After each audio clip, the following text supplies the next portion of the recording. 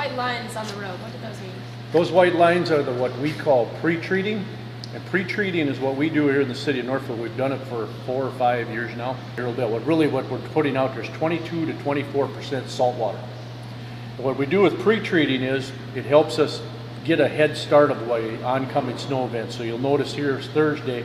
We're talking about a snow event here coming on Friday. We're trying to get ahead of it a little bit by putting what we call a salt residue down that helps aid citizens, provides better safety, it lets you a little traction at intersections, it helps the snow thaw quick enough if it does happen to drop on the road quick enough.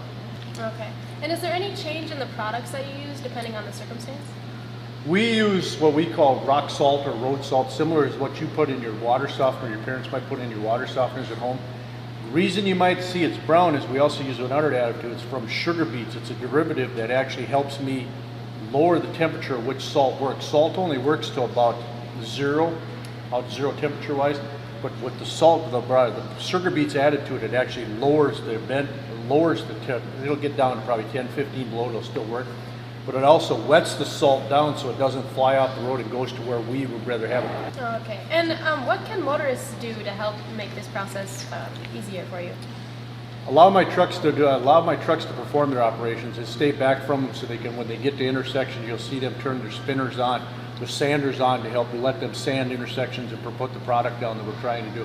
Just give them a little patience when we're out doing plowing operations or salting, pre-treating operations. Is don't get right on our behinds, I guess, keep our distance and allow us to help provide better, safer streets.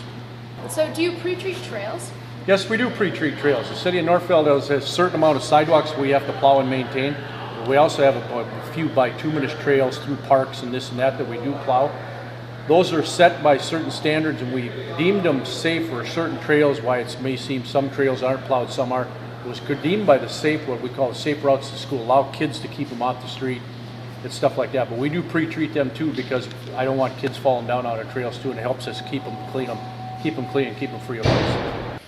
So other communities focus on sand or salt or a mixture of both of them. Why do you focus on salt? There's a variety of reasons. One was when I first started in this department 15 years ago, we used sand all the time. We didn't use much salt at all. For example, we only had 100 ton of salt per year that we used.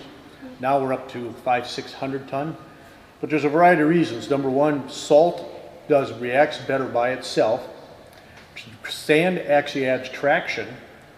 But the problem gets to be it gets to be a cost deal, a budgetary deal. So if I'm buying salt, for example, sand, at $30 a ton, I got to mix it with salt. I got to have operators go mix all that, and I have to apply it to the streets.